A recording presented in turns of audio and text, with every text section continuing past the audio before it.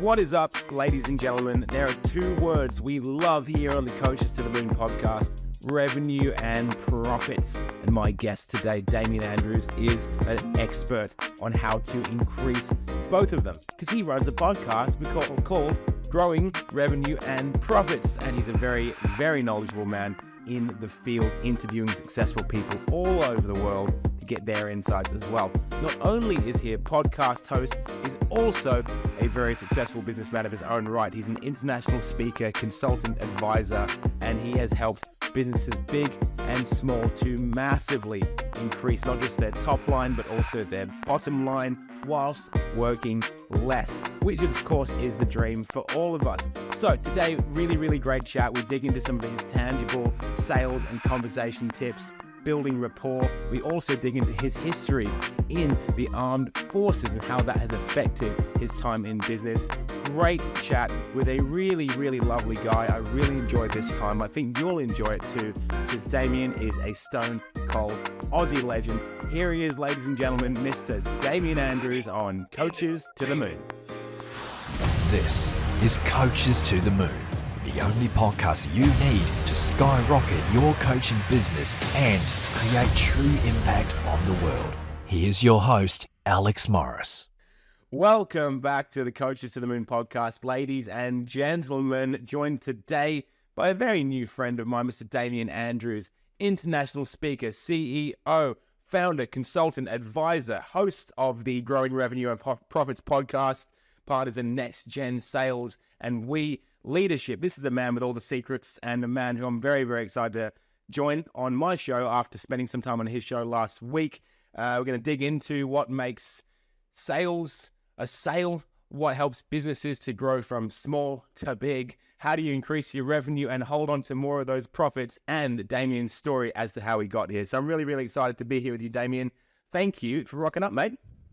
It's a pleasure, Alex, and then thank you for that. Really honoured and flattered by your comments, but flattery will get you everything, so I'll open up.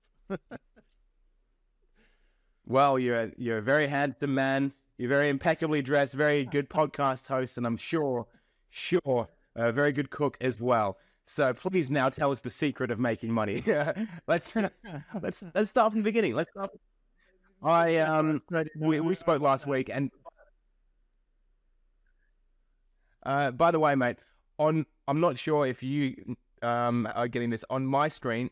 You're very pixelated, but don't worry about it. If I'm pixelated on your screen, it's going to be fine because it's not recording off the stream; it's recording off the devices. So some people get concerned. I understand, but you're all good. And just there's a slight little delay. I think that's what's causing a bit of issue. So for the listeners, if there is a little delay, that's what that is. Don't be too concerned. But yeah, from that perspective, to answer your question, I used to think I was a bit alone because I used to think, life was pretty easy. It wasn't always easy for me, but then I found some principles, and life became really easy. And I was thinking, am I weird? Is this crazy?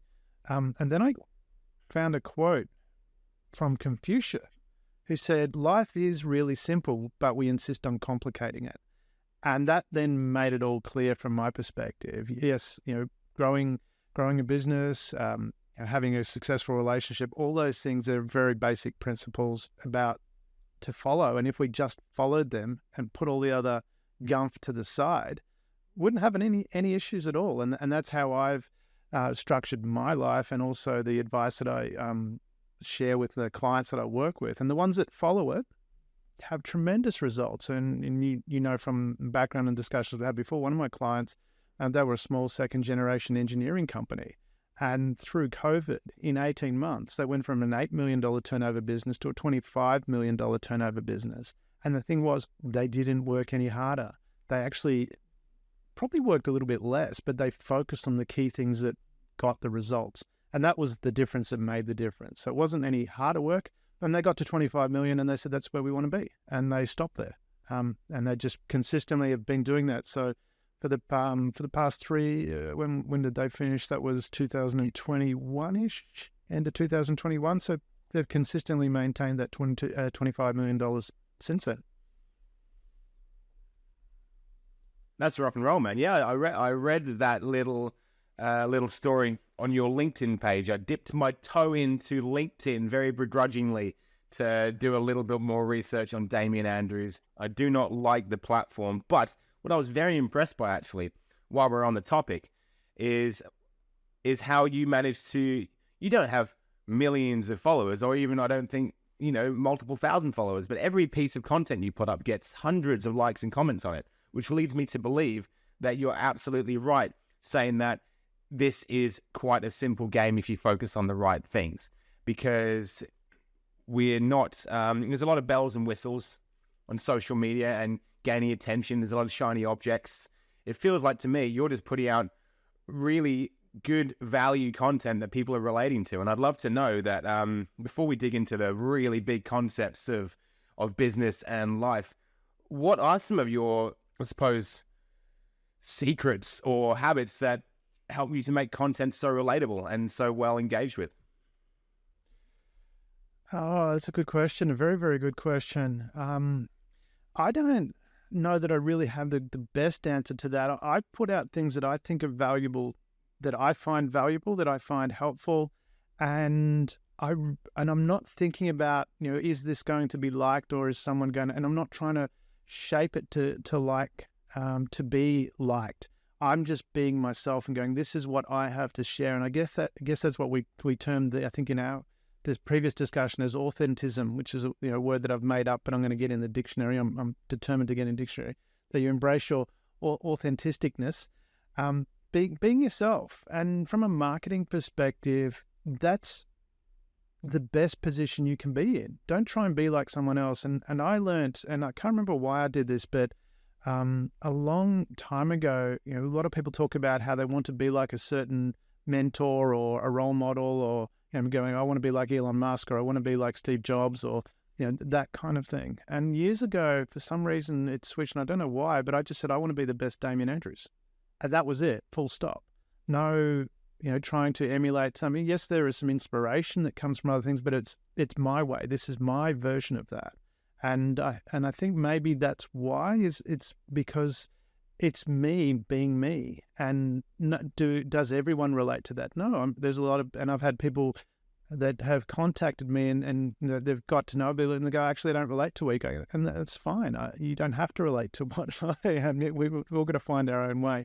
But I guess from the people that have come and reviewed my articles and things like that, they do relate to it, and that's why they leave that comment. And I think if you be yourself, you'll find people that do relate to you. Will everyone relate to you? No, but you don't need everyone to relate to you. That's not the point.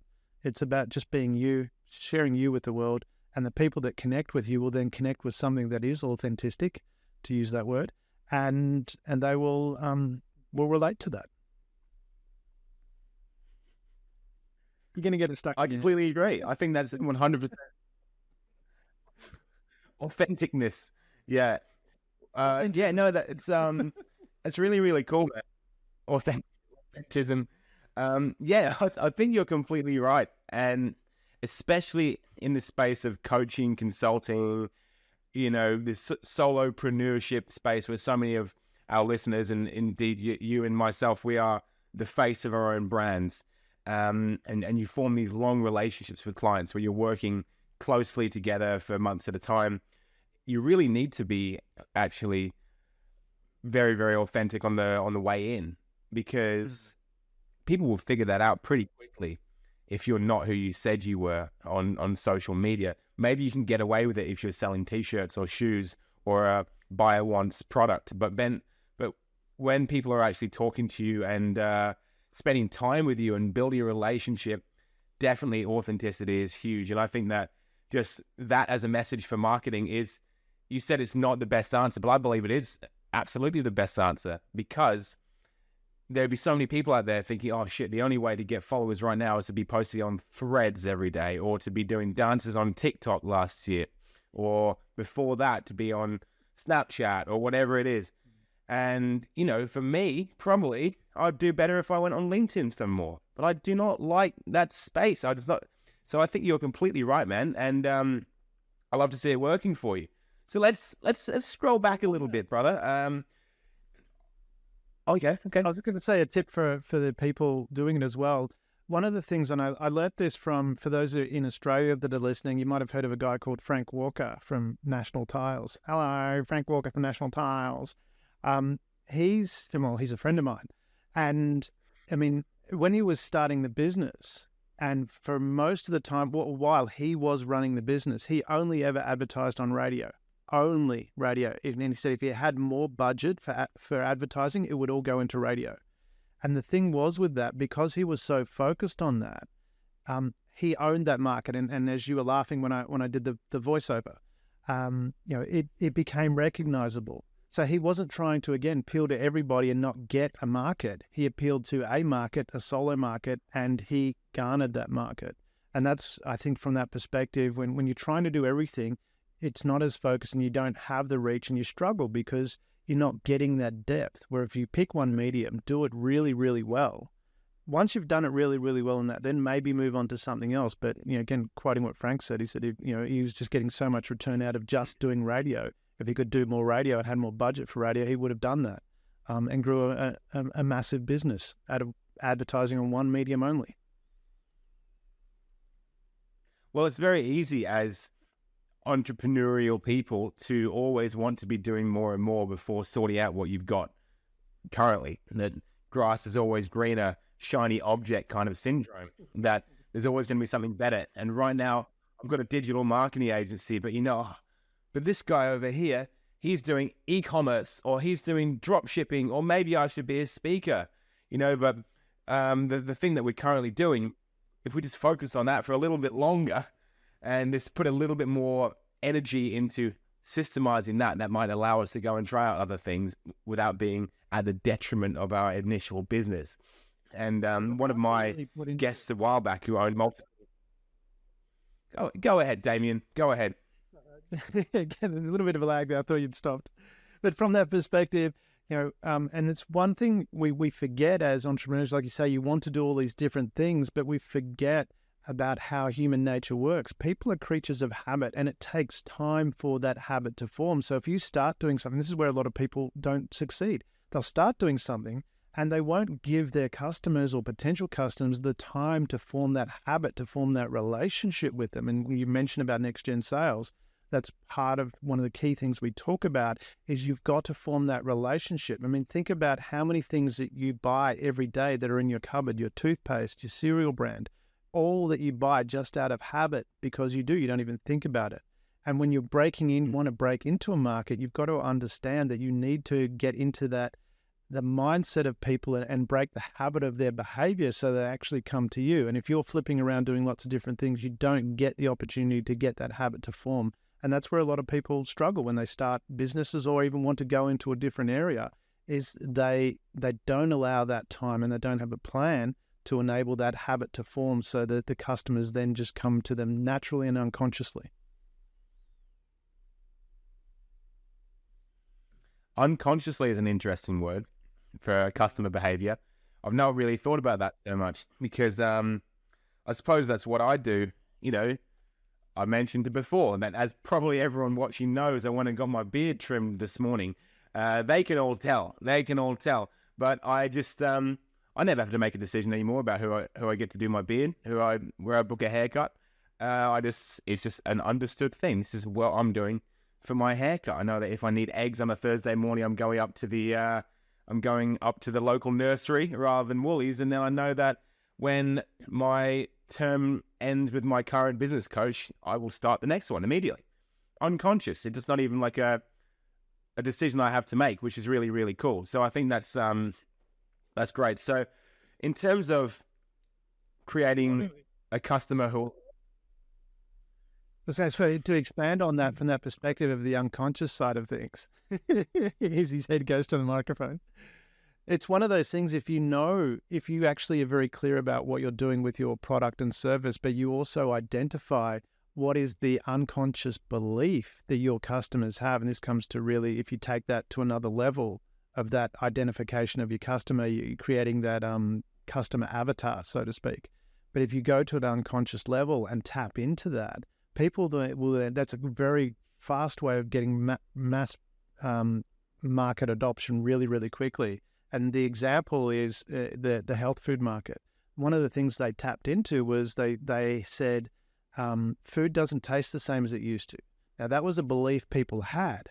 And so from that belief, they said, food doesn't taste as good as it used to. Here's, a natural product, which will add heaps and heaps of margin to, and put that out there. And they got mass market adoption of that because they tapped into that unconscious belief. And if you know how to do that, you can get mass market adoption really, really quickly. And again, that's something that we focus on with growing revenue and profit, how to get that unconscious connection.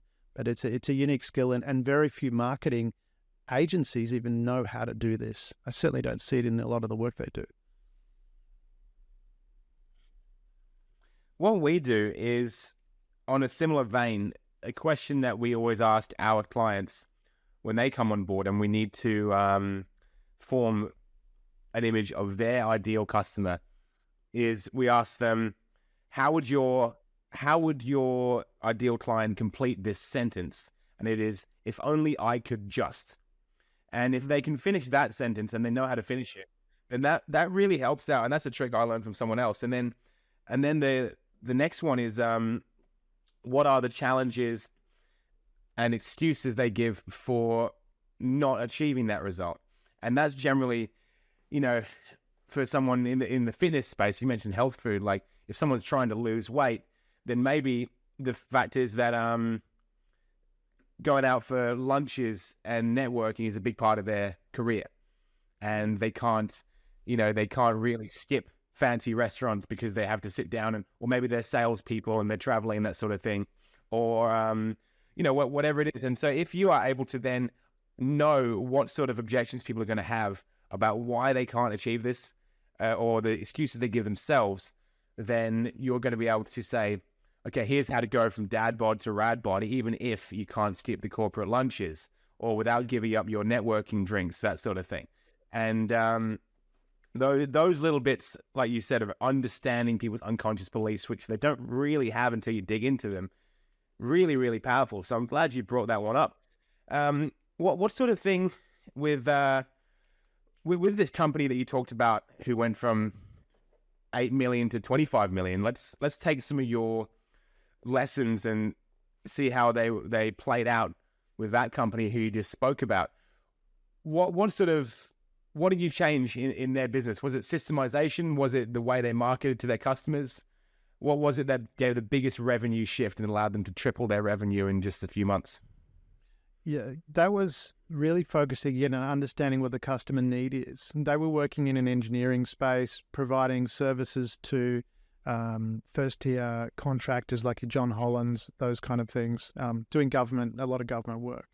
And from that perspective, and I know from my own experience working in there, one of the challenges that those big companies have with contractors is actually contractors doing what they say they're going to do and meeting the compliance requirements and the safety requirements, because they're quite onerous on those big construction projects. The safety requirements are paramount. It's the first thing in any meeting we talk about safety. And getting subcontractors to take that seriously is challenging. And as I said to them, I said, this is what we want to focus on. You want to focus on fulfilling that need, because that's their most important need. And this is where it doesn't matter whether that's in construction or whatever it is. What is the most important need that they need? And it comes back to the 80-20 rule, the Pareto principle. If you really dig into understanding what your client needs, and this comes to part of selling as well, from that perspective, to find out those needs, you're asking questions. The most powerful thing you can do as a salesperson, introverts are actually better salespeople because they'll ask more questions. An extrovert will tell you how wonderful the product is, but they haven't even inquired whether the person has a need. And from that perspective, what you want to be doing is asking questions. And I knew that answer because of my experience. But when I'm working with other clients, it's about finding, okay, what does that client need? What is the key drivers of the need? And that's what you tap into. And what we did from their perspective was we said, okay, safety is important. What we'll do is we'll ensure that they know we're training the people, the staff here, to those safety requirements. And the simple thing that we did on any large construction project, it's a requirement to reverse park when you come into a car park, because Fulton Hogan did a study years ago, and they found a reduced car park accidents by something like 95%. It was a ridiculously high amount. And so we got them to do that. whenever a client came in, when a government client or a big first-year contractor come in, we just point out and say, here, look, we train our people to operate in the safe manner that you require using your procedures. Notice how all the cars are reverse park, which is required on your site. So our people are doing it automatically. You don't have to train these people to come on site and do that. They're already doing it. And there was a whole bunch of systems that we had in place that they were doing. And so they'd just go, you just made our life really, really easy because we don't have to monitor whether you're going to operate safely. This is our key priority. And from that perspective, they just won a lot of work on that basis at a decent price too. It wasn't, they weren't beaten down on price because, again, they knew that the big contractors knew these guys were going to operate safely and going to make their work a lot easier. And it's the same token whenever working with a client is to find out what your customers need. What is the key things that they need? And let's focus on that. Let's spend our time focusing on delivering that component rather than all these peripheral things that might not be of any value at all. And if you can tap into that, what is those key needs that they have? It just makes that process a little bit easier. But to do that, you have to ask questions. You've got to be in a position of wanting to know more. Yeah, got it.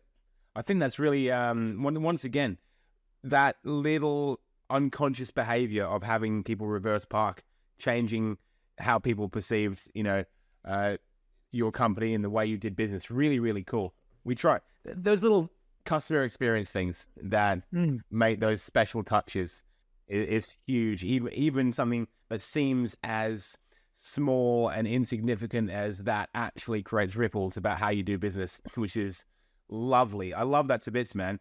I'm learning a lot already today, and it's really interesting when we see business principles that can be effective in much bigger businesses than most coaches are running. Construction, engineering, these are usually 7-8 figure businesses, massive turnover, whereas most coaches are playing in the 5 to 6 figure space, and then sometimes getting into 7. So it's really interesting to try and adapt an 8-figure principle into a 6-figure principle. And that's really, really fun because I believe it can be done quite easily as well when you think about it. So moving on from customer behavior, Damian, we never really got a chance to dig into you. And I've got to dig into Damian because you, in the nicest way possible, you wouldn't think it to look at you, but you were in the SAS, which of course stands for Super Army Soldier. And I just love to know a little bit about that experience, being in what is definitely regarded as one of the gnarlier, parts of the army or the defense force, and what that experience was like for you. I'm assuming as a younger man and how that's played out in the rest of your business life. Yeah, definitely. Thank you. And it was a wonderful experience, but to delve right into where that came from, when I was at school, I didn't want to be there. I like learning, but I didn't like the school structure. And my dad said I wasn't allowed to get a leave school unless I had a job. Well, a couple of weeks later, the army recruitment people came around and said, and then I went, great, I'm going to get, and I signed up to get out of school. And I'm a couple of weeks into basic training and I'm thinking, this is not so much fun. Running around the bush wasn't that, all that, but I wanted to escape home. And at the end of basic training, you had the option of different places, different work areas where you could go to. And I knew I was mature enough to know that I wasn't mature enough to get one of the good jobs. There was engineering, signals, all those kind of jobs. There's only a couple of places, and anyone else went to infantry. And so I was, again, not wanting to run around the bush anymore. There was one position no one was going for. Now, I'm a 18-year-old guy, and what does an 18-year-old guy think about? The feminine types. And I was looking at it going, there was a chef's position there, and girls like guys that can cook. And that was my first motivation. The second motivation was that it would get me out of going to infantry. And the third motivation was, it might be a career later on. So I've gone to the army school, the chef school in the army, and I'm there. And while I'm there, they said to a friend of mine who was on the course, do you want to go to Perth? And he said no, because he'd just come from Perth. And I put my hand up and said, yeah, I'll go to Perth, because again, it's far away from home. I just wanted to get away at that point in time. And they said, okay, if you pass the psychological test, you can go. I went, yeah, no problem. Didn't ask what it was or anything about like that. So I've gone and I've done the psych test. I passed it, jumped in my car, drove from Melbourne to Perth. So I drove across the Nullarbor, and I drive into the SAS base in Perth, and that's where I was posted. So that was my journey to and people have said, what, are you some sort of Steven Seagal type character, Under Siege, because I got to do cooking, and I was jumping out of airplanes, went down diving exercises with submarines, out on the ribs, the rigid inflatable boats, doing terrorist exercises, whole bunch of stuff. It was a ridiculous amount of things, abseiling into caves, just did all this kind of great stuff. It was a lot of fun, and I think it was a privilege and an honor to be able to serve the country in that way and fully understand, especially when you look at today with what's going on, how important our defense force is and how fragile our world is and our way of the world is. There's people out there, there's regimes out there that do want to take it in and will try if they can. And how important the work that our defense force and our first responders do as well. And so I'd like to give them a shout out, but how important that is. But yeah, certainly a lot of fun. Got to do a lot of things, and it was a combination of both. Very serious, but also I enjoyed it a lot. Were you ever deployed overseas? When I was there was no wars on. So when I joined, the first Iraq war had just finished. After that, there wasn't any wars on. We did do some stuff, but there wasn't any wars on. So. Okay, cool. So that's great, man. That's a really fun story, and I actually almost went into the culinary training for the army as well, for the exact same reason. When I left school, as we talked about on your show, I wanted nothing to do with it. I saw, okay, you can go to the Australian Defence Force Academy, get paid to exercise and learn how to, be really cool. And but I had asthma, flat feet, and a crack in my a hairline fracture in one of my vertebrae, which I've had since I was born. So you didn't let me in. But what's really interesting, mate, is that I look at business, right? As I'm getting further into business, I find that I need to make more and more difficult decisions, and the more responsibility you take on, the more times you have to have difficult conversations and do things that make you feel uncomfortable. Now, for me, every now and then it might be something like having a tough conversation with an employee or a client, someone who's disgruntled, and that's fine. But for people who have been through much tougher trainings and regimes and been in environments like terrorist training with the SAS, do you feel like that's had an effect on your ability to deal with difficult and stressful situations in business? And if that is the case, are there any lessons you could give us on how to maybe adopt some of those mindsets?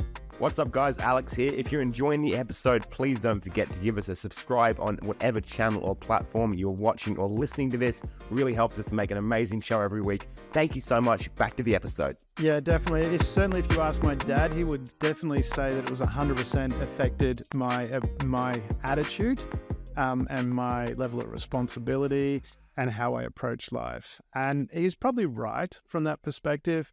And certainly if you're in business and wanting to succeed, one of the key things you have to do is have conscientiousness. You need to be able to be well organized. You need to have not only just well organized in how you operate, but well organized in your mind and how your mind operates. And you're right, you mentioned about that. All you see is CEOs having difficult conversations. A lot of the times what you're dealing with is you're dealing with people that will tell you, we need to do this, we need to do that, and they haven't really looked at what they're doing and they haven't checked as to whether it's meeting the objectives. And you've got to guide that conversation back to, okay, we're moving in this direction, this is where we're heading. And then you've got to clarify for them and help them understand that what they're doing is not relevant to where you're going. Some of it might be, but most of it's not. So go back and do it again. And that takes a lot of patience, a lot of emotional maturity. And from that perspective, there was a lot of foundational work there that I developed while I was at the SAS in being in those difficult situations. And there was some very difficult situations we're in. Some of the, so it wasn't deployed frontline, but we did do a number of different things. And we're in very, very challenging situations, I will say, and had to address that and deal with that. And from that perspective, it again comes back to having that focus. What is the outcome you're going to want to achieve? There's so many things coming in from left field that you've got to deal with and address and stay focused on where you're going. And it comes back to that focus. If you're going to succeed, you need to be focused on what you're doing. You need to have the belief in yourself that you can make it through. And all of those traits are things that I did get a foundation from while I was at the SAS. And in some fairly extreme situations, but the principle applies in business.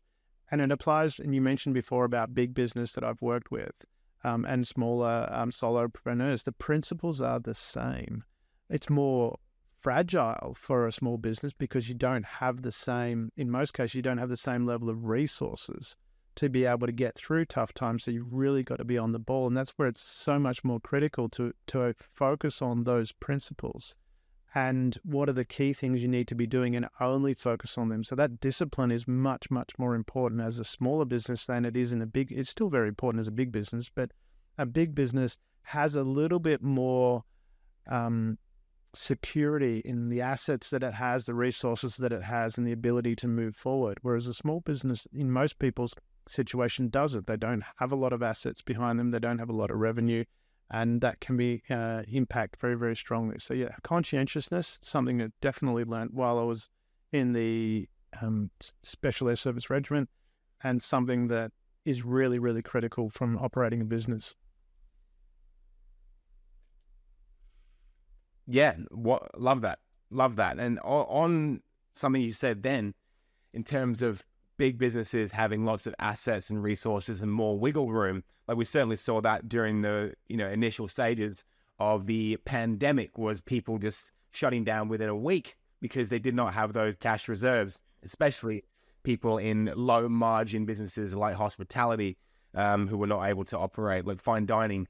People think that fine dining restaurants, because they're expensive, are making tons of money, but they're actually making less than people with, bistros, because the margins are so small and they are basically just constantly reinvesting. So I'd love to know, in your experience of working with smaller and bigger businesses, obviously there is a balance between having cash reserves and wiggle room and reinvesting into the business. So for someone in the situation like me, for example, growing into that sort of high 6 to almost 7-figure revenue, constantly reinvesting into the business, would love to know your thoughts on how much to put back in and how much to save for a rainy day, so to speak.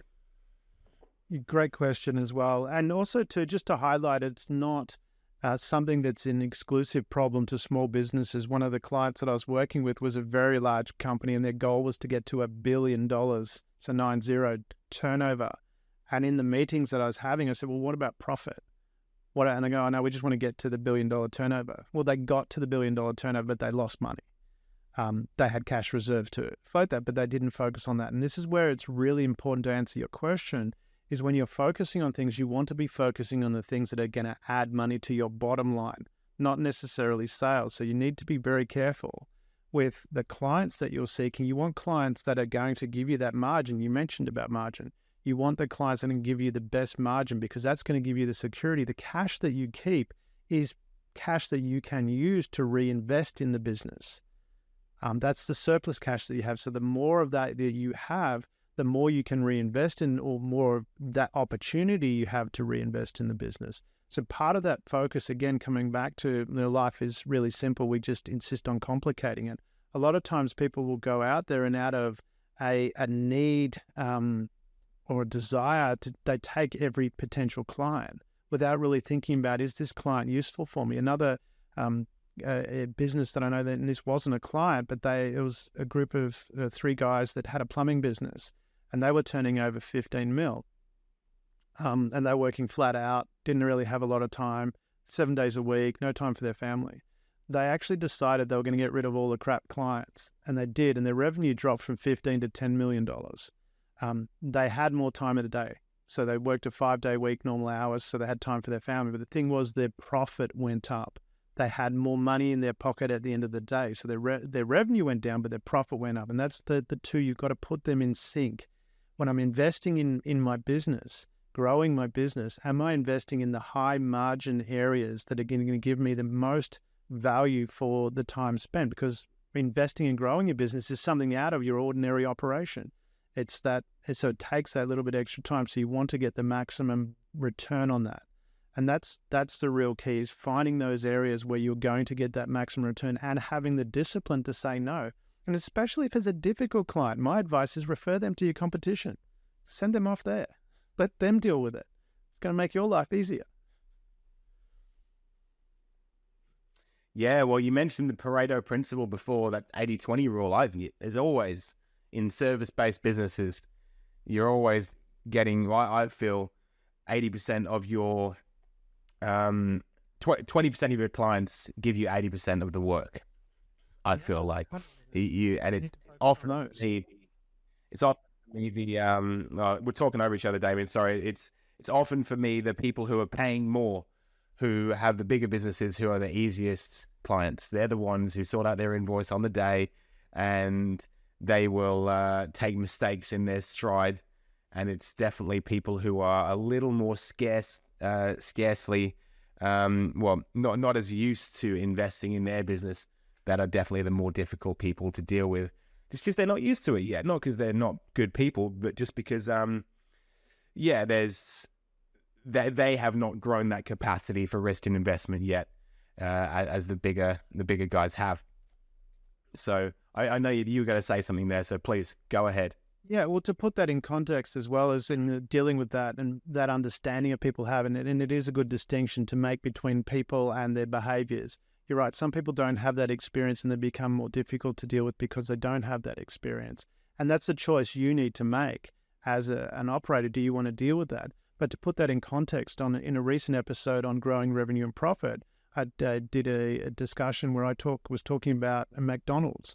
And the CEO of McDonald's came out, when we're in a recessive environment, or so-called recessive environment, their sales grew by 12.6%.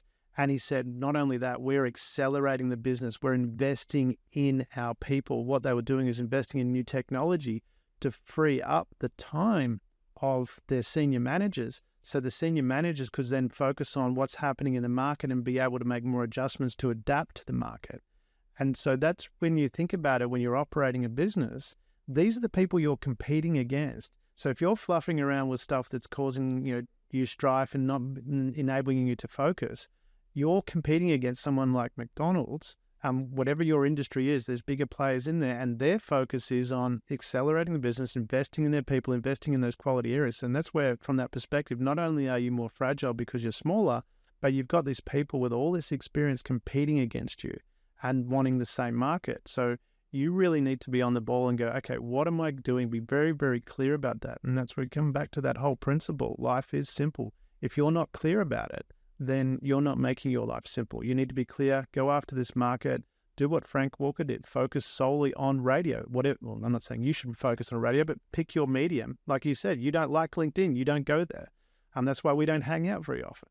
But I don't go to LinkedIn that often either. I just post there. I'm not there constantly on there chatting with people.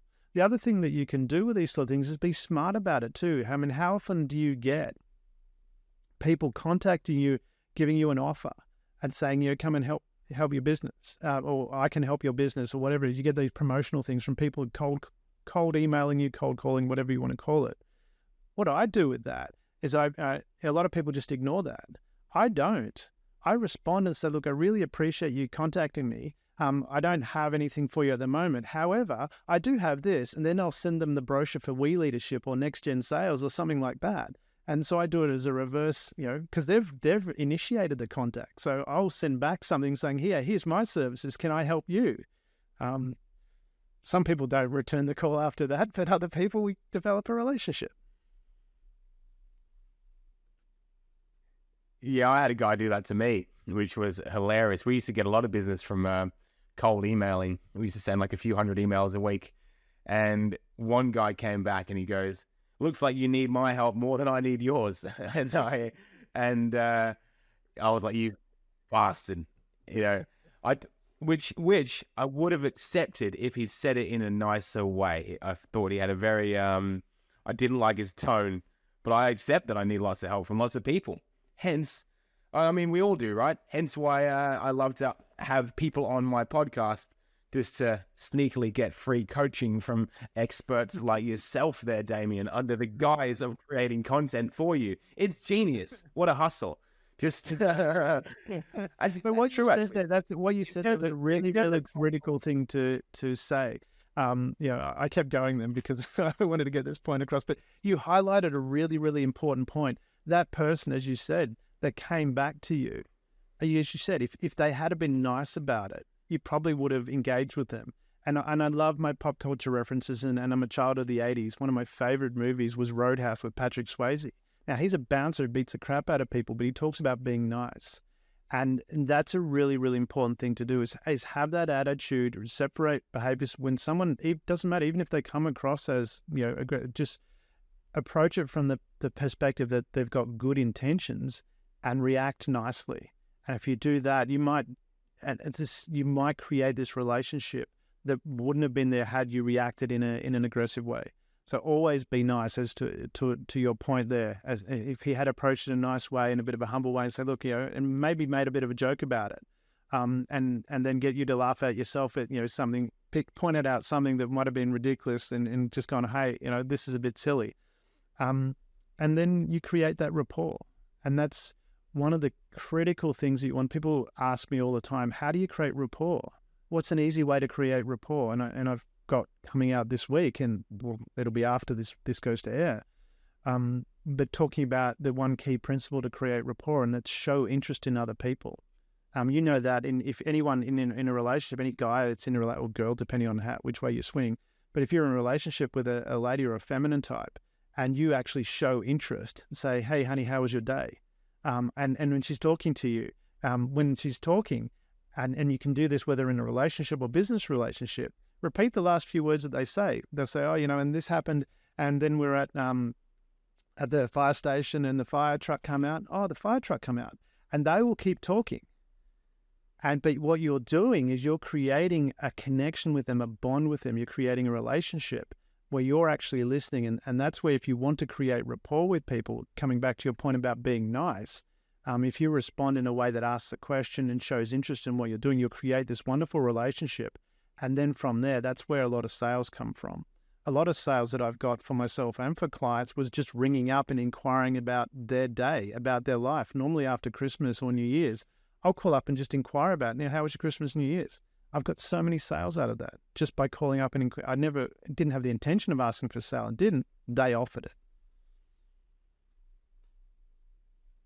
It's a tale as old as time when you get into that personal development space for the first time, and you read books like How to Win Friends and Influence People.